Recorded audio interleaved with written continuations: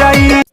भाई लोग प्रमोद प्रेमी यादव जी का फैन होंगे तो हो जाइए तैयार, क्योंकि आप लोग के लिए लेके आ रहे हैं प्रमोद प्रेमी यादव जी काफ़ी ब्लास्ट लेवल के गाने। तो दोस्तों आज की वीडियो में हम बात करेंगे सुपरस्टार प्रमोद प्रेमी यादव जी के आने वाले अपकमिंग सॉन्ग के बारे में। तो जी हाँ दोस्तों, आप लोग को बता दूं 60 म्यूजिक वर्ल्ड से बहुत जल्दी आप लोग के लिए बड़ा धमाका सॉन्ग आने वाला है। दोस्तों आज से कल तक में ये पोस्टर को रिलीज़ कर दिया जाएगा। दोस्तों अभी पोस्टर नहीं आया है, गाना इस बार कुछ स्पेशल होने वाला है प्रमोद प्रेमी यादव जी के आवाज़ में।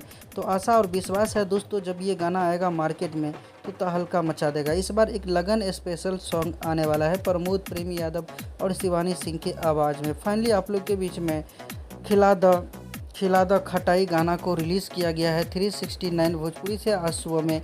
गाना काफ़ी लाजवाब है, आप लोग नहीं देखे तो जाके उस चैनल पे एक बार गाना को देखिए और अपना प्यार और सपोर्ट ज़रूर दीजिए उस गाने से।